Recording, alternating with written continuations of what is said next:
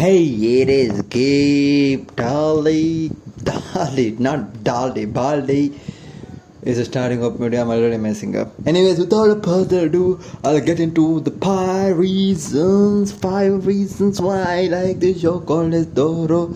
Hey, Doro.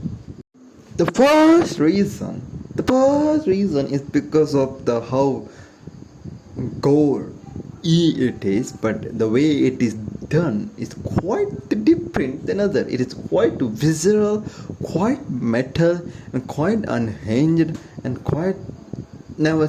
I don't think never seen before. I can't say that. To me, it's never seen before. There was a scene that I was like, I haven't seen this shit type of shit. And the thing about this show is that the way the meat cut up and the meat side you see of a person's body and ripped up and all that is so well done actually. Like it feels more like time work put into it type shit. It's a type shit. Anyways, like one of the sorcerer, I'll tell you about the plot and also the plot and what is happening with the show. I'll tell you in the second reason why I like it. The first reason is that when a sorcerer, the first ever sorcerer, we came across one of the first sorcerer, was sliced into pieces by this Nikaya, by this lizard man, and this is like the most eeny meeny shit done in the whole entirety of the show. Like this ain't nothing. And you might say that because this has a lot of gore, that's why the show makes better. Nah, it's not like that. The thing is that the way it is done, it's a bit artistic with it. So let's see. So there's this scene in one season 2 that every episode, first scene is this one lizard dude with a mask looking at you, and in background heart is racing, and when it reaches to its climax, the man gets split into two, and we can see the side of his meat, and it sounds like everything is there, right? I don't know about the human anatomy or anything like that. I'm not that smart about it, but I feel like it is the more. It feels like it's accurate. Let me check. So they are very meticulous with how they show the meat sometimes. I'm like, hell yeah, it really gets my attention into it. It's like, you don't want to watch it, but you gotta watch it type shit. It is this.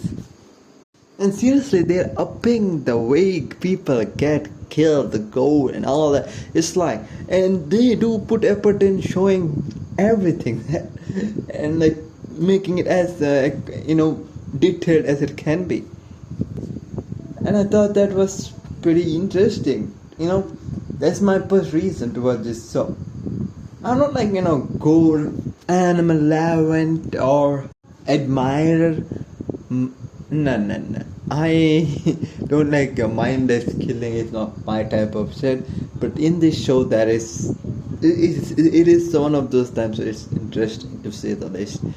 The second reason is the world here, man. It's an interesting type of world to see, cause there is like this. More than two worlds. One is the human whole world, and then there is the sorcery world. Human whole world was originally like us, like our world, normal humans doing normal human shit. But one day they got invaded by these people from the sorcery worlds. And why they were invaded is because these sorcery world bitches wanted to use their sorcery on these people to experiment on, to find more things from their sorcery. And turning humans into some sort of shit show fashion or many mutation. Crazy shit, man. Crazy shit. which led to them like fucking killing many humans, and this world turning out to be a post-apocalyptic human mincemeat, human slum area. Like the whole world is now became like a slum area world where people are constantly in danger. This area is in danger. Like they got used to it. They're so used to it. Like some of the humans can even go to the sorcery world. It is an interesting thing, to say the least.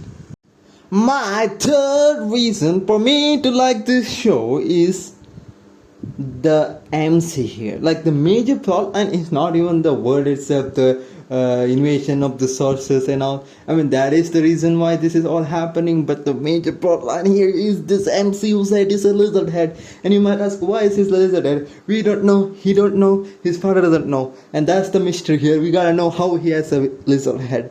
Another part here is that in his lizard head, there is a head residing in there. And that head, we don't know if it's his or that guy's, we don't know.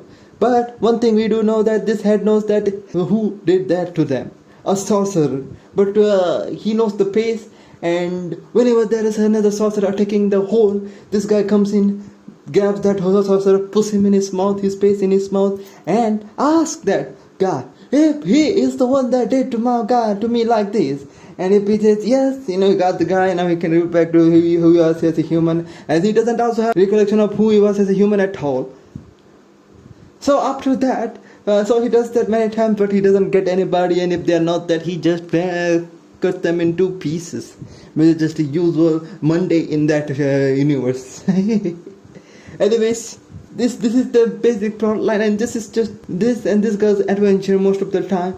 Though actually now in the season 2, it's more or less them and more and family to give that a different perspective, I guess. I don't know, but it's trying to make it look like it's more than just black and white, and I like that vibe.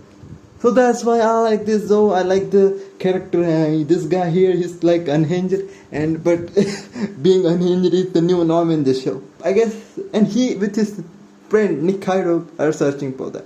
And yeah, that's my fourth reason. I like this guy, Lizardhead guy. He's funny.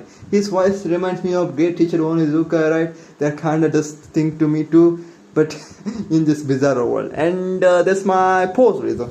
My pivotal reason for me to like this show is because of the different plot lines that's happening, which means that we don't need to focus on one character.